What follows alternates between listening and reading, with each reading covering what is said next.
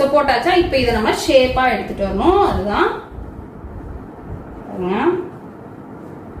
இங்க இருந்து அப்படியே கொஞ்சம் லைட்டா அப்படியே கொஞ்சம் வளைவா எடுத்துட்டு வரணும்.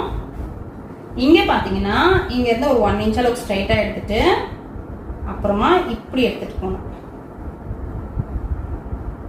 இப்படி எடுத்துட்டு வரணும். உங்களுக்கு புரியும்னு நினைக்கிறேன். இங்க பாருங்க ஷேப் எப்படி இருக்குன்ட்டு.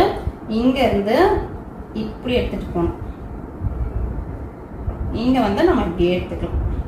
லைட்டா ஒரு வளைவு கொடுத்து எடுத்துக்கலாம். இந்த ஷேப் தான் நமக்கு ரொம்ப கரெக்டா இருக்கணும். ஸோ இப்படி எடுத்து இப்படி எடுத்துக்கலாம்.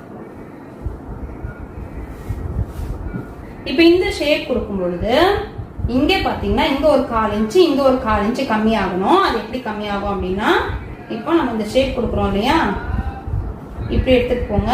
அதே மாதிரி இங்க இருந்து வரும்போது லைட்டா இப்படி எடுத்துட்டு